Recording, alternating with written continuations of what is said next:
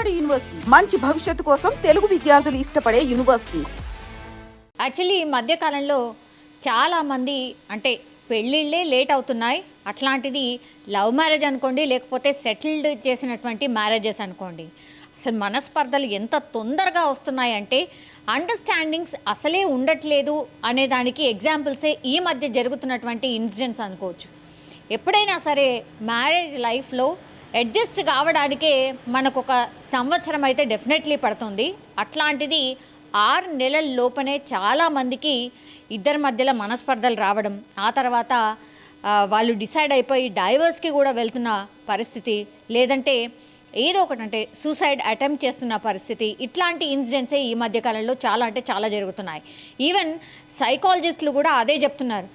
ఈ జనరేషన్లో పిల్లలు ఎవ్వరు కూడా మ్యారేజ్ లైఫ్కి అడ్జస్ట్ కావట్లేదు, ఎందుకంటే ఇండిపెండెన్సీ చాలా ఎక్కువైపోయింది అనేటువంటి మాట చెప్తున్నారు. సో అందులో భాగంగానే మొన్న ఆదివారం రోజు జరిగినటువంటి ఇన్సిడెంట్, యాక్చువల్లీ ఇది కొంత లేట్గానే తెలిసింది అనుకోవచ్చు. ఒక సాఫ్ట్వేర్, ఇద్దరు కూడా సాఫ్ట్వేర్కి సంబంధించిన ఉద్యోగులే, అండ్ వీళ్ళిద్దరిది కూడా లవ్ మ్యారేజే.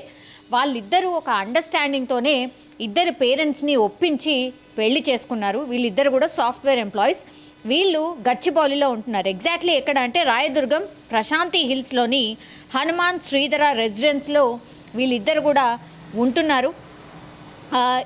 ఇతని పేరు వచ్చేసి శరత్ చంద్ర, అండ్ ఇంకో అమ్మాయి పేరు వచ్చేసి దేవిక.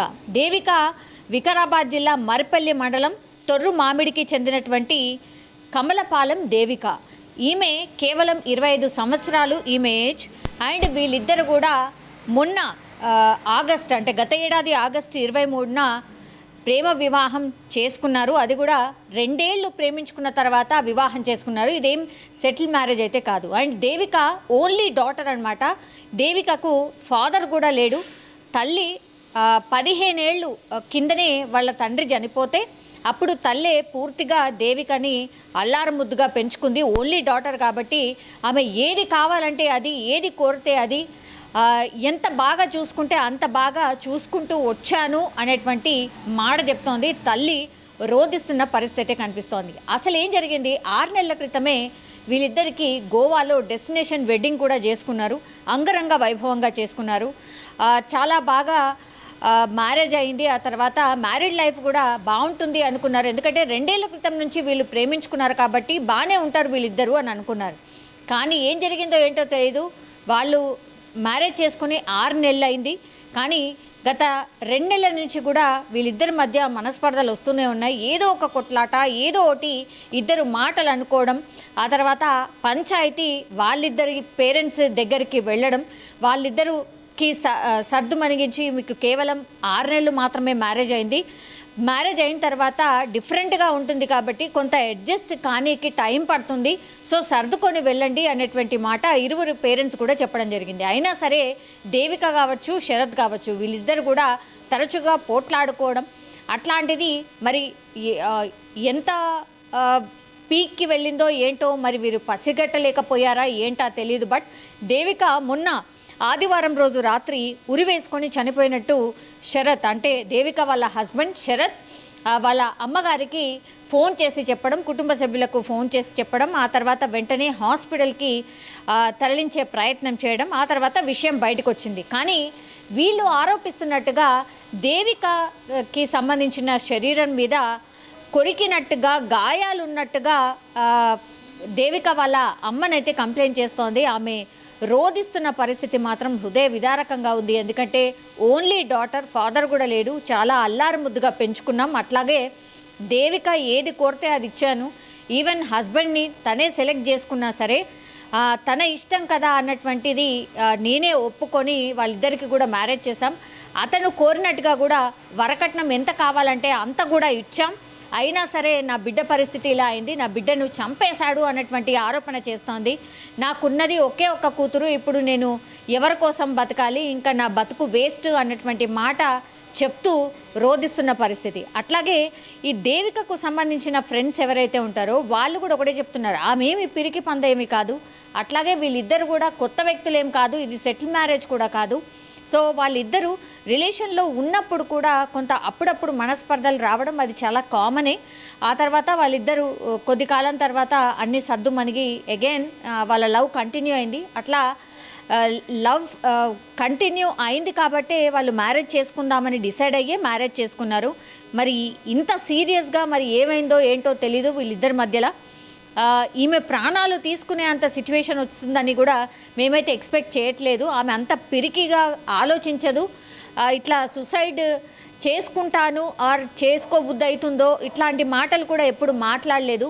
మరి అంత కష్టం ఏమొచ్చింది దేవికకు అనేది కూడా దేవిక పేరెంట్స్ అంటే వాళ్ళ అమ్మగారు కావచ్చు, లేదంటే దేవికకు సంబంధించిన ఫ్రెండ్స్, ఈ ఫ్రెండ్స్కి కూడా లవ్ ఇష్యూ తెలుసు కాబట్టి వాళ్ళిద్దరూ కామన్గానే అప్పుడప్పుడు మనస్పర్ధలు వచ్చేవి. కానీ ఆ కొద్ది కాలంలోనే వాళ్ళు సర్దుకొని మళ్ళీ దాని తర్వాత మ్యారేజ్ చేసుకుందామని డిసైడ్ అయ్యారు కాబట్టి 6 నెలల క్రితమే మ్యారేజ్ అయింది అనేటువంటి మాట ఫ్రెండ్స్ కూడా చెప్తున్న పరిస్థితి. కానీ దేవిక బాడీ మీద గాయాలున్నాయి అంటున్నారు. కొరికి చంపేశారు, హింసించి చంపేశాడు. శరత్ అంటే దేవిక హస్బెండ్ని అడిగితే కూడా ఆయన ఏం చెప్పట్లేదు.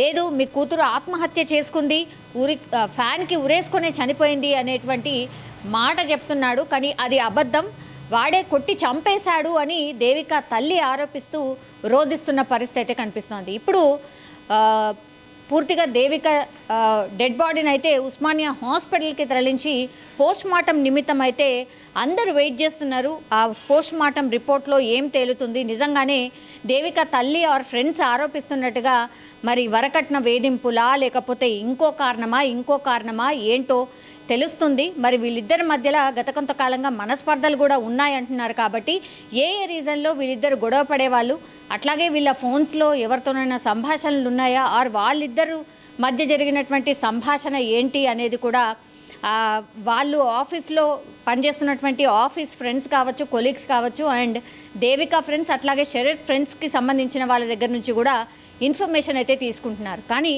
అత్యంత బాధాకరం, ఇట్లా చాలామంది లవ్ మ్యారేజ్ చేసుకున్నా సరే మరి ఏం జరుగుతుందో ఏంటో తెలియట్లేదు. ఒక అండర్స్టాండింగే ఉండట్లేదు ఆర్ ఒక బాండింగే ఏర్పడట్లేదు. మ్యారేజెస్ చాలా గ్రాండ్గా చేసుకున్నప్పటికీ కూడా విడిపోయే వాళ్ళ సంఖ్య కూడా చాలా రెట్టింపుగా ఉంటుంది. అండర్స్టాండింగ్గా అట్లా ఉండిపోయే వాళ్ళ పరిస్థితి ఈ మధ్యకాలంలో చాలా వరకు తగ్గిపోయింది. మరి ఎందుకు ఇట్లా జరుగుతోంది ఏంటి అనేది కూడా ఒక పెద్ద చర్చకైతే దారితీసిన పరిస్థితి. కానీ ఇట్లా ఇన్స్టెంట్గా డిసిషన్స్ తీసుకొని ఆత్మహత్యలు చేసుకునే కేసెస్ మాత్రం ఈ మధ్య కాలంలో చాలా పెరిగిపోయాయి. ఇదంటే మ్యారేజ్ ఇష్యూ దాంట్లో జరిగినటువంటిది. కానీ చిన్న పిల్లలు కూడా ఎవరైతే మైనర్ పిల్లలు ఉంటారో వాళ్ళు కూడా అసలు ఏమీ లేదు, పరిష్కారం ఒకటే ఆత్మహత్య అన్న దిశగానే ఆలోచిస్తున్నారు. అలా మైండ్ సెట్ అయిపోయిన పరిస్థితి అయితే ఉంది.